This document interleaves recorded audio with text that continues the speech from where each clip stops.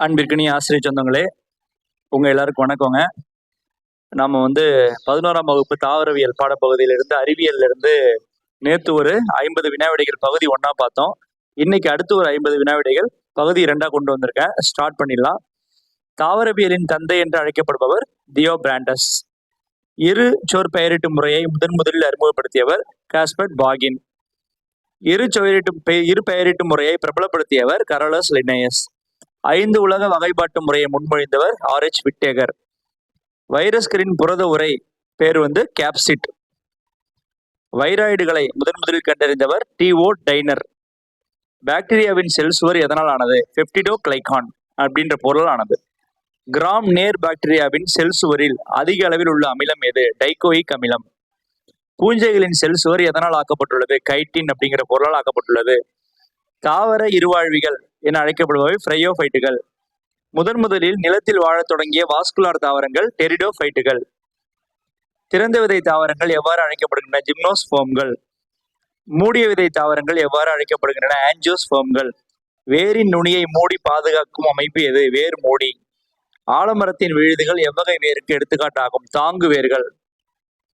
சர்க்கரை வள்ளி கிழங்கு எதற்கு எடுத்துக்காட்டு? சேமிப்பு வேர். வெங்காயம் எவ்வகை நிலத்தடி தண்டிற்கு எடுத்துக்காட்டு? குமிழ் தண்டுன்னு சொல்லுவாங்க, பல்பு.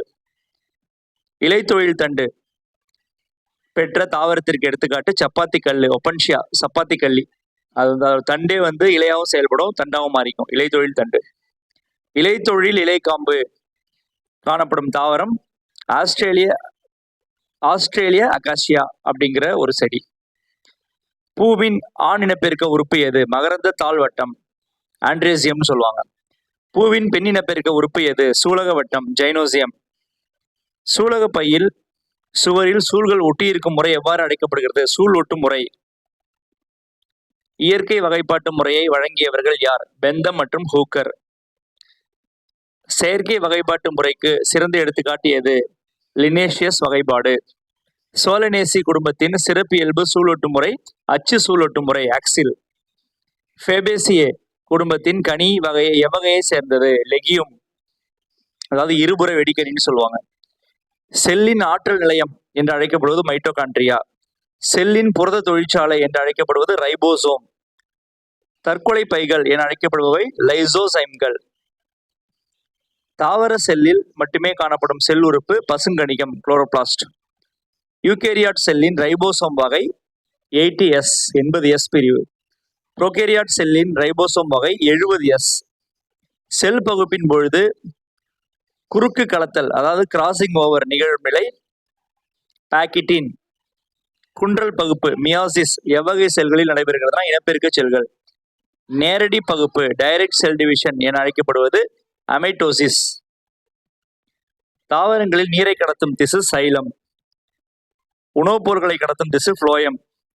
உயிருள்ள இயந்திர திசு என அழைக்கப்படுவது கோலன் கைமா. இறந்த இயந்திர திசு என அழைக்கப்படுவது ஸ்கிலிரன் கைமா. இருவித்தலை தாவரத்தண்டின் வாஸ்குலார் கற்றையின் அமைப்பு ஒன்றிணைந்த பக்கமான திறந்தவை.